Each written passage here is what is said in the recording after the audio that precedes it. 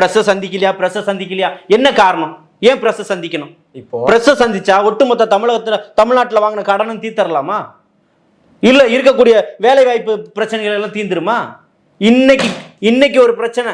இப்போ தன்னுடைய தோழனோட நின்று பேசிக்கிட்டு இருக்க அவர் புள்ள 3 பேர் கூட்டு பாலியல் வன்புணர்வு. தமிழ்நாட்டில் சட்டம் ஒழுங்கு என்ன இருக்கு? கோயம்புத்தூர்ல விமான நிலையம் பின்னாடி இல்ல, நான் என்ன சொல்ல வரேன்னா, பிரஸ் சந்திக்கிறதுன்றதை தாண்டி இப்போ எந்த ஒரு விஷயம்னாலும் நீங்க ஆபீஸ்ல ஒரு லெட்டர் பேட் போட்டு ரிலீஸ் பண்றீங்க. நேற்று வரைக்கும் ஒரு அறிக்கைனாலும் லெட்டர் பேட் போட்டு தான் ரிலீஸ் பண்றீங்க.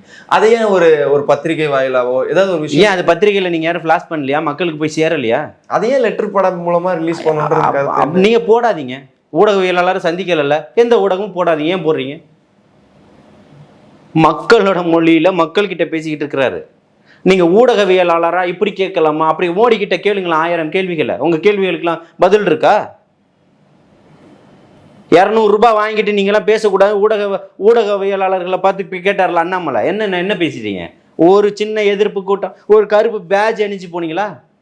நான் இப்பவும் சொல்றேன், ஊடகத்தை நான் பெரிதும் மதிக்கக்கூடியவன், புரியுதுங்களா? நான் யாரையும் தவறா சித்தரிக்கலை. ஊடகவியலாளரை சந்திச்சு என்ன பண்ண போறீங்க? போய் கேளுங்களேன். நீங்கள் இப்போ இவ்வளோ இது பண்ணுறீங்கல்ல, எந்த கூட்டத்துக்கு போய் ஏர்கிராஃப்டில் 5 பேர் இறந்து போனாங்க? யார் கூட்டம் நடத்துனது? யார் மீது வழக்கு போடப்பட்டது? யார் வீட்டுக்கு போனார் அப்பாவும் பையன்? ஏன் போகலை? அப்போ ஆட்சியும் அதிகாரம் கையில் இருந்தால் அவங்க பக்கம்தான் ஊடகம் பேசும். ஜனநாயகத்தினுடைய குரல் வலை நெரிக்கப்படும். இன்னைக்கு ஒரு அஜித் பேசுகிறார், அவர் மிகப்பெரிய ஒரு ஸ்டாராக இருக்கிறதுனால அவரது எல்லாத்தையுமே பேசுகிறீங்க. அன்னைக்கு கரூர் சம்பவம் நடந்தப்போ 25 யூடியூபர்களை கைது பண்ணீங்களே, ஏன்? எல்லாம் தாவேக காரணங்களா? சொல்லுங்க. அவங்க ஒரு தம்பியும் சோசியல் மீடியா வச்சிருக்க பசங்க.